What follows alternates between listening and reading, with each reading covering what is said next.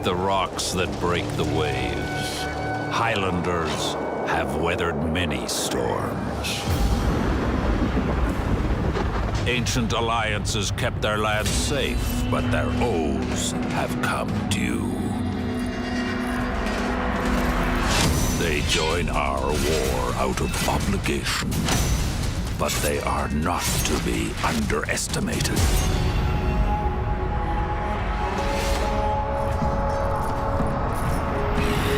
Their claymore is the heaviest sword ever wielded. It can cut down even the most armored warrior. The elements battering their lands have made them strong. War has made them deadly.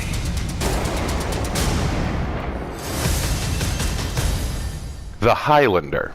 Okay, so a couple things to say first and foremost. When it comes to Highlanders... There can be only one.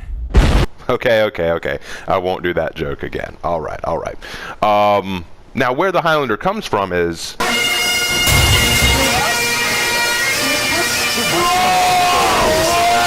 Alright, sorry. I'm done with that joke. For now. Alright, so, the Highlander. I'll be real honest. When they announced that they were releasing more Viking faction heroes after the initial 4, I was a little skeptical because I couldn't stop myself from saying, well, what else are you going to do? The Vikings kind of have all the weapons and styles you can come up with. You got the spear, you got the shield, you got the sword, you got the axe. What else are you going to do? Heck, it was so unoriginal they had to give a Viking hero 2 axes just to say, hey, look, another hero. What else can you do? So I honestly am glad for what they did. I was very surprised and impressed. Going to Scotland. They went to Scotland for their other hero, which actually makes more sense than you think. So where does this come from? Well, according to the lore in For Honor, apparently these Highlanders live in their own land separate from the Vikings, and they've apparently established oaths and treaties with them saying your lands will be kept safe, we won't raid your lands, and we won't let anyone else attack your lands. But now we're about to go to war, which means you have to help us. So there's some kind of condition in the treaty that says if we ever go to war, we Vikings ever go to war, you got to help us out. Like the trailer itself says, they joined the war out of obligation. So clearly they don't want to be in this war, they'd rather not, but still they're going to give it all they got. Now, why that lore? Is there a reason for it? There could be, and I do have a theory. Back in the 8th century of Scotland's history, Scotland was invaded by Viking clans, by the Norse, by the Scandinavians, and they settled along the western northern parts of Scotland. And for a while, there was a lot of animosity between those Norse Scandinavian settlers and the native Scots.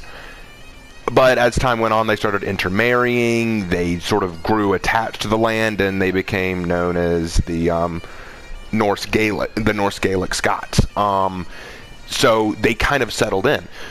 What this could be a reference to is the idea that these Vikings have told the Highlanders, the Scottish, hey, we won't raid you, we won't attack you, and we won't let anyone else attack you either because we're going to make you one of us.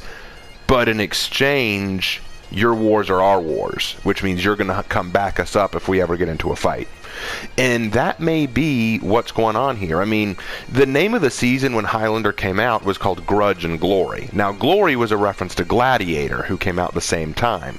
But Grudge may be a reference to Highlander, because maybe Highlander has a grudge against the Vikings for invading his lands and forcing him into a war he doesn't want to be a part of. Maybe the Highlanders hold a grudge against the other factions for starting this war, prompting the Vikings to call on their aid. There could be a lot of explanations for it. That's just my theory, and you're free to disagree. Just know that that's what I think. But more to the point, now that we've talked about that, what do I think of Highlander? Well, when I think of a Highlander, I think of a hearty fellow, a man with a booming laugh, a big heart. He's a good guy, but he's had to put up with a lot. He won't let it show, but he's had to put up with a lot. You know, he keeps it internalized. He's a man who's patient. He has to be, because his time hasn't come yet. He's dealt with the resentfulness and hatefulness of the Vikings. He's dealt with the prejudice of the other factions. And now that he's finally in this war, he may not want to be in it, but he's going to make the most of it, because this is his chance to show everyone, the Vikings and the other factions, that he's not some brute or savage from the Highlands. He is a warrior, proud and strong, and he is going to end this cycle of mistreatment and discrimination and protect his lands, even if that means helping the Vikings win this war. So, now that we've talked about who the Highlander is and where he comes from historically, let's talk about his weapons and armor. So, we've talked about the history of the Scottish Highlander. Let's talk about his look. So, what we've got here is we've got kilt cloth armor here, which isn't much, but underneath that cloth is scaled armor, which is excellent. Scaled armor is a lot better. It's better than nothing, definitely. Take notes, Raider. We got some arm protectors and shoulder protectors. Very cool. We've got fur boots, not much, but it is something. Full credit there. We've got a fur cape here, which is stylish, but really isn't much for protection. Although that fur on his shoulders might do a little bit of protection. That metal headband he's got going on wouldn't really protect against anything. I mean, not much of a helmet there, so I can't really praise it. And on his belt here, we have a dirk dagger, but he never uses that dirk dagger. It's just an accessory, but still pretty cool. Now, I would say that he's moderately well armored, decent enough protection, but let's take a look at that weapon. This is a sword.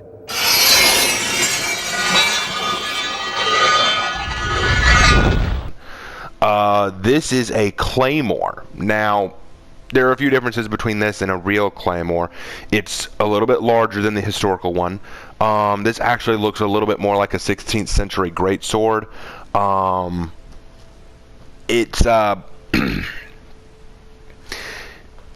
okay, I should specify this. Real Scottish claymores did exist, but they would be smaller than this. They'd be a little bit more light, and it's famous in Scotland, don't get me wrong. Like, William Wallace was famous for using these, and the clan Gallowglass was famous for using claymores, so it's not like they weren't unheard of, but they just wouldn't be this big or this broad.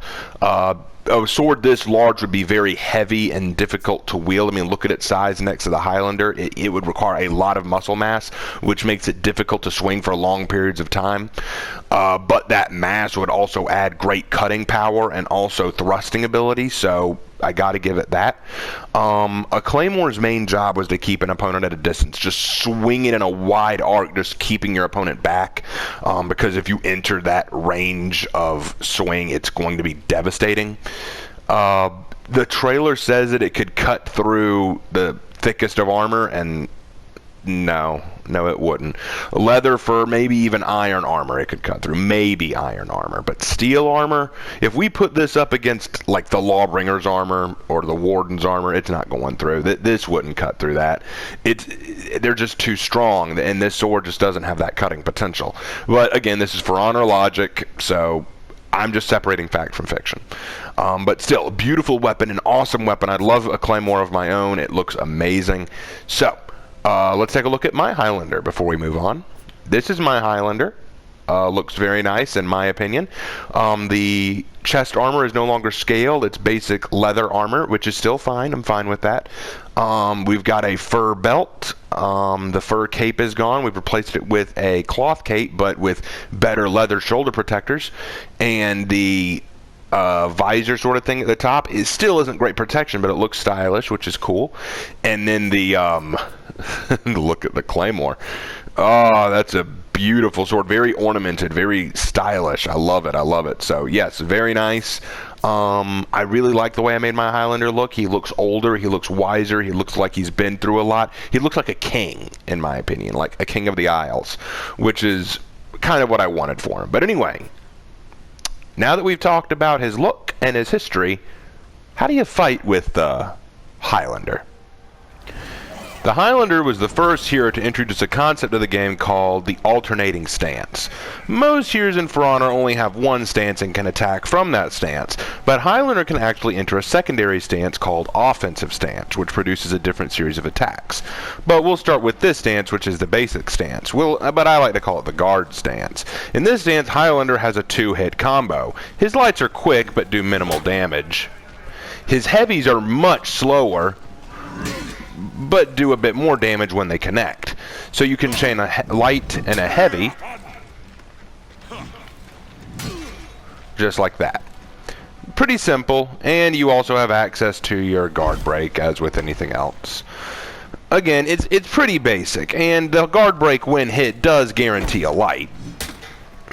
So that's all nice. Another thing that you have is, just like Warden from the top, you have a crushing counter, which means that if I do a light attack from the same direction my opponent does a light attack, then I can actually not only prevent damage, but also do damage to them, which we'll demonstrate. And then, as you just saw, I can follow it up with another combo. Let's do it one more time. Very easy to do. But that's about all he can really do from this stance, if I'm being honest. I mean, he can throw them around, he can guard break, he can swing that heavy. One thing he can do is alternate the timing of a heavy. He can also do a sideways heavy, which I call the spinning heavy, which is really hard to anticipate. And it also is an undodgeable attack, which is very helpful, because I don't want them getting out of the way of that. But again, this is about all he has to his arsenal, until we get to his other stance. And this is where Highlander gets really fun. If you hold down the heavy attack button, Highlander enters offensive stance. From this stance, his attack style becomes very different. For example, his lights come out much faster. And as you just saw, his heavies are all unblockable. Every single one of them, which is very nice. Plus, there's no 2-hit combo limit. He can keep chaining these as long as he wants to, which means that no matter what happens, until I run out of stamina or someone hits me, I can just keep throwing these things.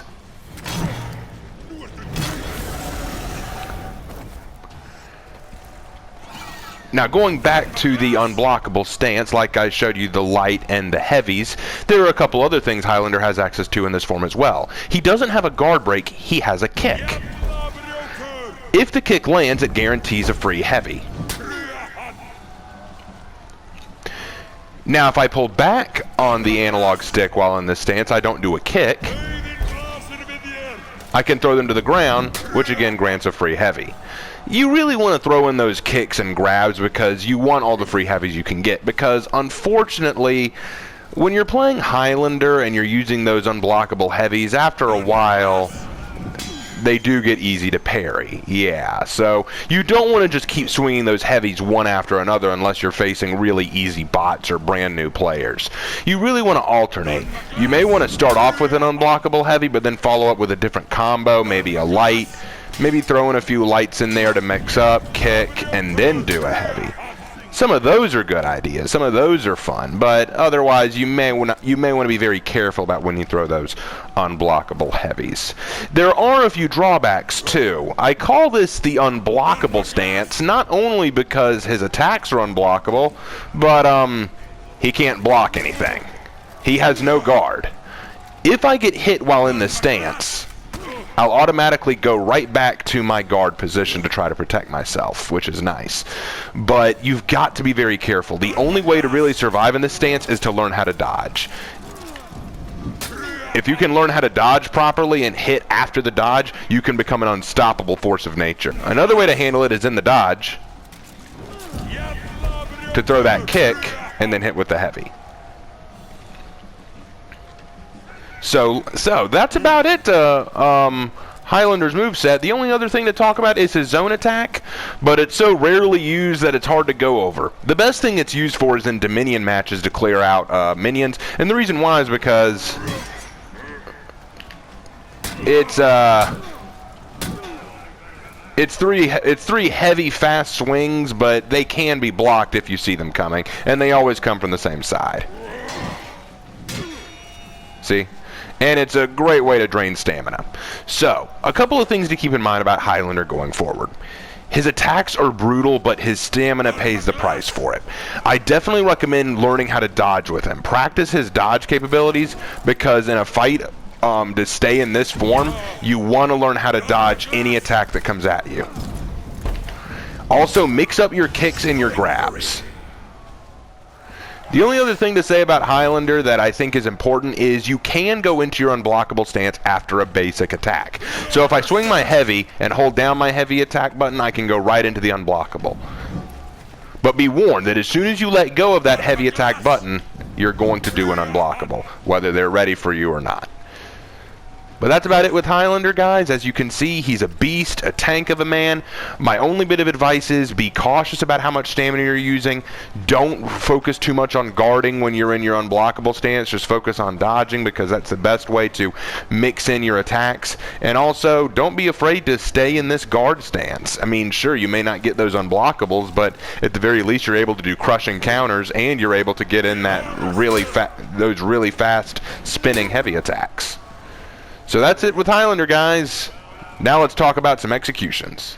Okay, everybody, now that we've talked about the Highlander's look and his style and his fighting abilities, all of that, it's time to go ahead and talk about his executions. And because he's a DLC hero, he won't have as many executions as the others, but hey, that's cool. We're going to go through these as fairly and quickly as possible. All right, let's get started. Intent to Behead. Ooh, one more time. Oh yeah, I like this one. It's basic, very basic, but I love the wind-up to it. I love that he has to kind of spin a little to get the centrifugal force going, and normally I'm not a huge fan of decapitations, but I think this one works fine. I think it's good because, you know, that blade is pretty heavy and sharp enough. I'm sure it would probably take off a head rather easily.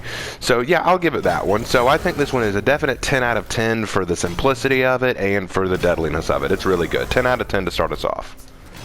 Highlander. Here, hold this.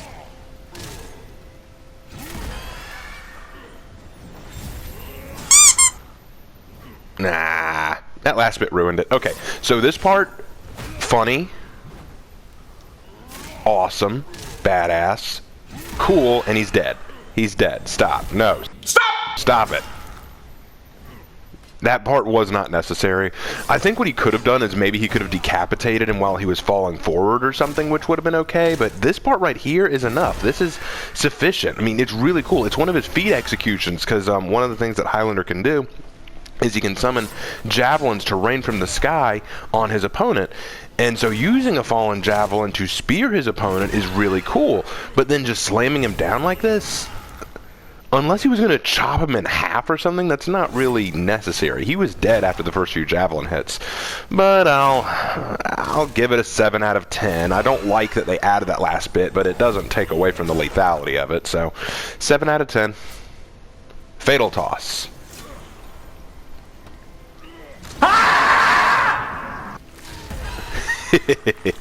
I like that. I really do. Has to lose a point because this bit,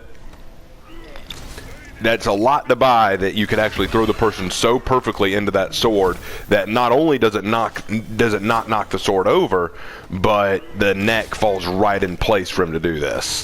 That's a lot to ask, especially since I do not buy that the sword would still stand, so it's got to lose a point for that. But this is really cool. It's very creative. I love the kick. Oh, that's awesome. I'll give it a 9 out of 10. 9 out of 10 for that one because it's dominating. It's awesome. It's really, really great. Done my smash.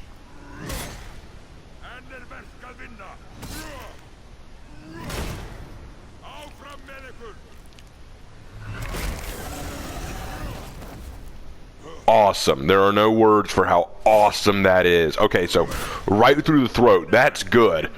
Pull out. That's even better. Slam down and then... Unbelievable. This is almost perfect. This is almost perfect. Maybe it is perfect. I just love it so much. Just shove that into his throat, yank it out, then just slam down. That bit gets me. Stomp. 10 out of 10. It's a definite 10 out of 10. I love everything about this execution. The pacing, the lethality of it, the dominating aspect of it. I especially love punching the blade down. Bop. It's just so cool. I love it. 10 out of 10. No mercy. 'Tis but a scratch. A scratch? Your arm's off. No, it isn't. Okay, not bad. Again, I think that the arm could have been chopped off that easily, yeah. Normally I'm not a fan of those. I'm not a fan of when it doesn't get chopped off easily, but you know what? I'll take this one. It's fine. It works. Yeah, this one's an 8 out of 10 for me. It's not as cool as what we saw earlier, but I can't really hate it either because, you know, it works. I would believe it would happen. And then just stabbing through the side of the chest here. Yep, right through the torso. That's good. I'm down with it. Yep, really cool. 8 out of 10. 360 takedown. I'm not as into this one. It's okay. It's nothing really bad, but I think what I don't like is him swinging it around with his hands on the blade. I know we've seen his hands on the blade with it earlier, but here he's actually swinging it, which means he has to grip the blade harder, which means he's cutting his own hand, which I think is a problem. It's not bad. It's not the worst thing I've ever seen. Definitely not. But I've got to give it a 6 out of 10. 6 out of 10. I mean, it's deadly. This part's good, bringing him to the knees, through the chest. It's good, but it's just a 6 out of 10 for me. I'm not feeling it. Heave-ho. Really? Really? That's it? This is what you give me to work with? I'm going to make that one a 4 out of 10. It's an impalement and then a hurl. Just, you threw him, and you didn't even throw him that far, but you didn't need to throw him. You impaled him. He's done. Yank it out and do something else with him. You know, cut him down the middle, cut off his head. Why are you just... Wee. I'm not feeling that one. That one's a 4 out of 10. Cruel Demise. I don't like where this is going. Oh. Okay, this one I feel. Oh, I feel that. Oh, that's a 9 out of 10. That's a 9 out of 10. This part, brutal. This part, horrifying. That is so horrifying, and then right in the face. I only take away 1 point because you technically did disarm yourself, and maybe it's because I don't like the mental image of a sword going through my shin. That's just... no, that's terrifying. 9 out of 10. Oh, this is an event execution. Another event. Here we go. Very cool, very basic. So we've got the impalement, shove through, and then yank out. Okay, that's kind of cool. This one's a 9 out of 10 for me too. There's nothing really I hate about it. I just guess, you know, what he's essentially doing is he's just shoving it deeper in and then yanking it out, which isn't terrible, I guess, but I don't know. Just after seeing some of those really flashy ones earlier, I guess this one just doesn't impress me as much. But still, Bonecrusher.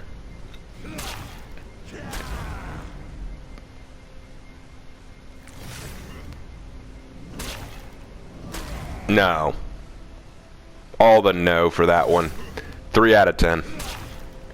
That's just awful. And I'll tell you why it's awful.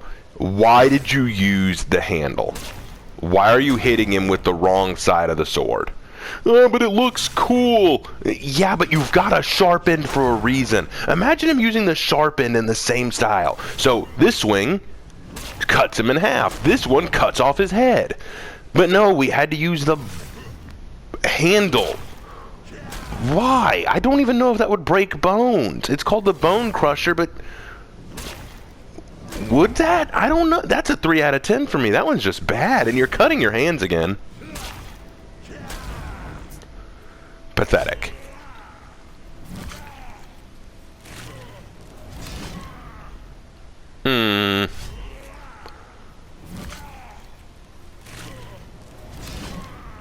There's just nothing to this one. 4 out of 10. It's... you're just dragging him with the sword. It's... come on. I want more out of you, Highlander. I want creativity. You know, slam it down on him, but then maybe hack off his head, hack off a limb, hack off a leg. Or maybe when you're dragging him, you drag him a little bit, then spin around and cut off his head again. Just do something more than just dragged. We're done. 4 out of 10. Spin the bottle.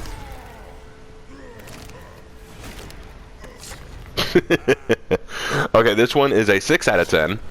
It's goofy, which saves it some, but I don't see the point of it. He's just spinning a bottle. Like, whee! What was the point of that? 6 out of 10, just whee! Ooh! Donk. Okay. Northern Brutality. Ooh. Okay, how to call this one? We got the Impalement, which I'm kind of getting sick of, but I like how he adds the neck break at the end. That's kind of cool. Reminds me a little bit of Raider. Very cool. I'll give it a 7 out of 10. It's a 7 out of 10. The neck break is unnecessary after you've impaled them through the middle like that, but you know what? It's still cool. It's still creative. So yeah, 7 out of 10 for this one. I think that's a fair one. Hilt It Up.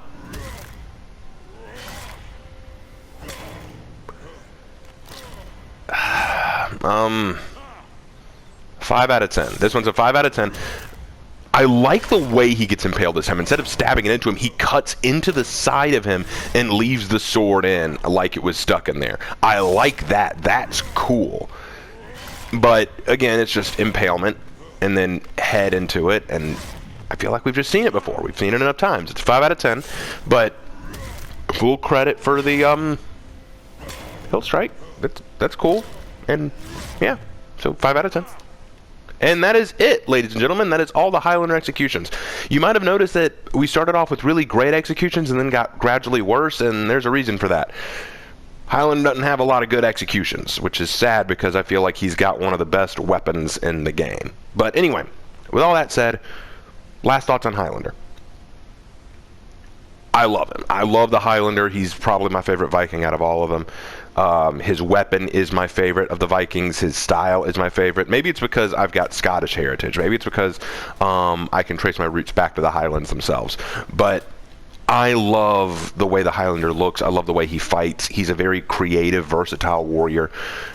But he requires thought. A lot of people run into Highlander and think, oh, all I got to do is spam those heavy attacks and I'll win. That's not how you play Highlander. You can play that if you're playing against bots or new players. But against experienced players, it's going to easily get you killed.